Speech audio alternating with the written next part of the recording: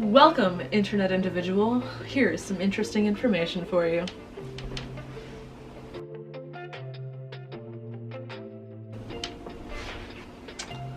Alright, today we're going to talk about being an adult student and is it worth it? I am 30 years old and I am still getting my undergraduate degree. For those of you unfamiliar with collegiate terms, that is my bachelor's degree. I'm getting a Bachelor's of Arts in Educational Research and English, specifically teaching English as a second language, most specifically education systems and teaching and how we teach in general is what interests me.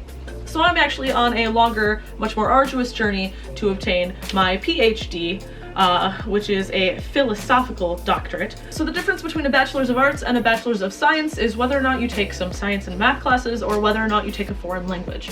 I am taking a foreign language because I can't math. Internet 5 to whoever else out there can't math it either. I will hopefully be a doctor of education and educational research when I am done. So by the time I am done with that, I will probably be almost 40 or already 40. But Marie, isn't everybody in your class like 18 years old? Sometimes yes, sometimes no. Because of my field, a lot of the classes that I am taking are actually career certification courses or continuing ed courses. This means that I am also in class with a lot of other already licensed professionals because they have to take it too to keep their jobs.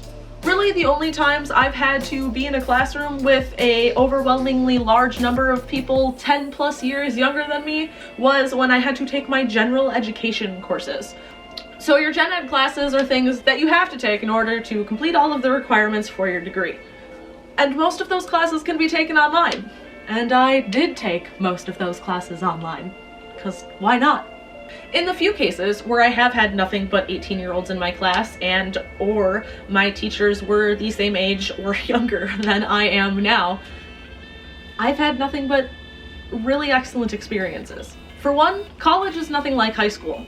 All of the 18-year-olds are just as terrified to be there as you are. Additionally, if you are an adult student choosing to go back to school, chances are you have a modicum of respect for education and the classroom and your teacher. When this is the case, you find your teachers treat you very well. They want you to succeed. They love the fact that you're interested. They're like, yes! Additionally, all of the other students who are also there to learn will be bolstered by that, and they will be super nice to you too because they will see that you're also just there to learn. Because I was older and got along really well with the teachers, the other students were prone to being nicer to and respecting me. In fact, a lot of them were just really interesting people who were also there to learn. Throughout these experiences, I made several friends of all ages. I'm still friends with a couple of my professors who were the same age as me, and I'm still friends with a couple of 19-year-old students. In fact, one of my friends from speech class, who is 19, helped me with my Math 100 classes because she's a physics major, and I fail at math. And that's totally cool with me. 100%. In fact, I'm pumped to finally have somebody who's good at math, because in all honesty, I don't know anybody my own age who's qualified to do collegiate level math. Education knows no age. Is being an adult student worth it? Yes. 100 times yes. For the knowledge, for the connections, for the experiences, for the friends.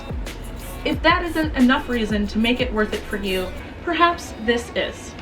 My average salary as a CNA, that is as a trained certified nursing assistant, was between $9 and $15 an hour at the highest end, depending on the state and facility that I worked at. The CNA, for those of you who don't know, is the person in the medical field who does all the grunt work like bathing people and wiping their asses. This job required a certification, required me to work nights, required me to work weekends. About 50% of the time required me to work mandatory overtime. About another 50% of the time that they required me to work mandatory overtime, those facilities didn't pay for the mandatory overtime they required you to work. About 50% of the time, they offered you benefits, which means insurance and retirement. There was also office work at $9 an hour, food service at between $2 and $4 an hour because I was a waitress. There was childcare, but in most states, that now requires a license or certification to do, which is an excellent thing, don't get me wrong. There's Manual labor, which for a male pays between $13 and $20 an hour depending on the job and area, but for a female pays between about 10 to 15. There's also sales positions. However, a lot of the higher commission paying sales positions now also require you to have some form of certification, associate's degree, or bachelor's degree. So at those jobs, that's between $13,000 a year and $38,000 a year that I'm able to make. That's before taxes, and $38,000 a year is like my maximum earning potential, barring some, of course, miracle YouTube thing or excellent sales position. But let's face it, a lot of us just aren't cut out for sales. I know I'm not. In America, $13,000 a year puts me into the poverty class, and at my maximum earning potential of $38,000 a year, that puts me into the excellent lower class. So that means without a higher education, I'm kind of stuck in the lower class of America. With a bachelor's degree, the average salary is around $60,000 a year. That's almost double my maximum income available to me without a bachelor's degree. And that's the average, so almost double. But why? Because on average, college students, and particularly college graduates, are more detailed-oriented, more dedicated to their job performance, more likely to show up, they're already practiced at critical thinking, and they tend to be better problem solvers. That is not to say that everybody who went to college is a better problem solver or any of those other things. I know many people who went to college just to drink beer at many parties and sleep until 4 in the afternoon. That also doesn't mean that everybody who didn't go to college isn't going to be able to excel at those things. It's simply an average because college students have 4 more years of targeted practice of those skills to mold them into what employers are looking for. Additionally, if you wonder how some of these people found their jobs, it's because these universities set up events and career fairs where literally hundreds of employers come set up booths in these meeting rooms and gymnasiums and conference rooms where you walk around and they want you to come work for them. They're like, what's your major? Please, do you need to work here? You might need to work here. We might need you to work here, please. That helps a lot in the job market, you know? That helps you get a really good position that's going to pay, that's going to have benefits. So I'm not saying that college students will absolutely get a better job than a non-college student. I'm saying it's a practice makes perfect situation. College students are technically more practiced at the skills employers look for. Generally, when you have an application between a college level applicant and a not college level applicant, the employer will consider the college level applicant first. It's just the way it goes. Employers will tell you that to hire you, you need experience, but you can't get experience unless you get hired somewhere to work there and then have the experience. It's a really huge catch-22. College helps you break into these. Like I said, with those college fairs, and additionally with giving you specific experience. Because lots of these universities, when you go there, you work at the university too. At my university, for almost every degree that they have some way of helping you get some form of job experience before actually having to find a job. A bachelor's degree of any kind also opens you up to teach in a number of different countries, not just the United States. I'm sure there's possible ways to get jobs in other countries without a bachelor's degree. I'm not personally aware of any myself because all of the jobs that I want to do in another country require a degree. But again, because I'm in education sector, so obviously they want teachers and people who are interested in education to have degrees and have gone through education. Having a bachelor's degree opens you up to teach English in just about any country you want. So if you just graduated college and you don't really know what you want to do with your life and you think you might want to travel, you could pick a country to go teach English in for a year and live there and find yourself or do whatever, or maybe you end up falling in love with teaching, or maybe teaching just isn't for you, but you end up falling in love with that country and you use that year that you're in that country teaching to get a job in the industry you really want, while you pick up the language, while you learn the lay of the land, and while you get experience in that country and build up a rapport for yourself. A bachelor's degree simply allows you more freedom in career choice, pay, and location, and that's worth it to me.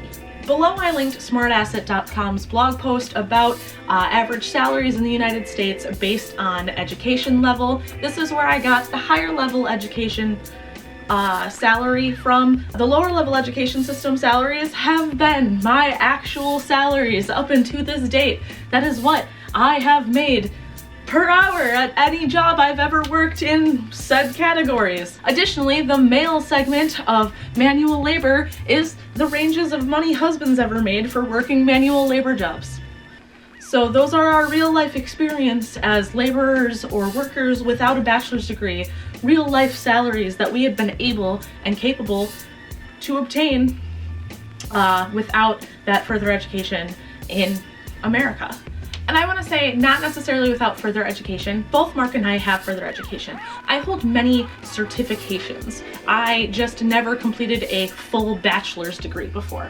That is why I'm getting my full bachelor's degree. So after all of that, is being an adult student worth it? Yes.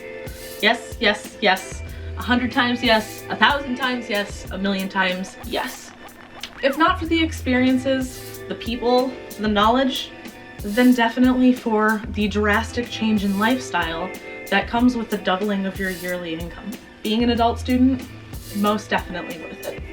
Thank you for watching, Internet Individual. If you enjoyed this interesting information, the next school-related video is going to be about how in the hell do you become an adult student. I'm going to go over everything from figuring out how to get into a university / get started, even if you didn't graduate high school. I'll cover it, because I didn't graduate high school either. That's right, I got bored, I dropped out, I didn't want to keep going. It's not that I was too stupid to complete the courses, because I could have if I tried. I just was too lazy to try. So now I am doing all of this extra hard work later on in life. Hey, hint hint, if you're still in high school, just do it. Okay? It sucks so much. Or it doesn't if you're lucky. Okay? College is so much better. Just get through it. You can do it. I swear to God. Don't let how high school is, if it sucks for you, influence what you think college will be like. It is not the same at all. So I will be covering how to get started, even without a high school diploma, how the flying crap to pay for that, and all sorts of other topics. And if you found this video helpful and or, funny, though probably not funny because it was a lot of really boring and pretty strict information, then please go ahead and like it down below, It'll help you get good grades in school if you go ahead and click the like button. Because I love you. Subscribe! Follow us on Instagram if you would like. Our Instagram handles are down in the description box below. There's a lot of information in the description box below. You should just go check out the description box. I actually take time out to write them, and I try to be funny, and they're crump and read. Alright, go look at the description box. Look at, I'm starting to get a jaw. And look at this gun, man.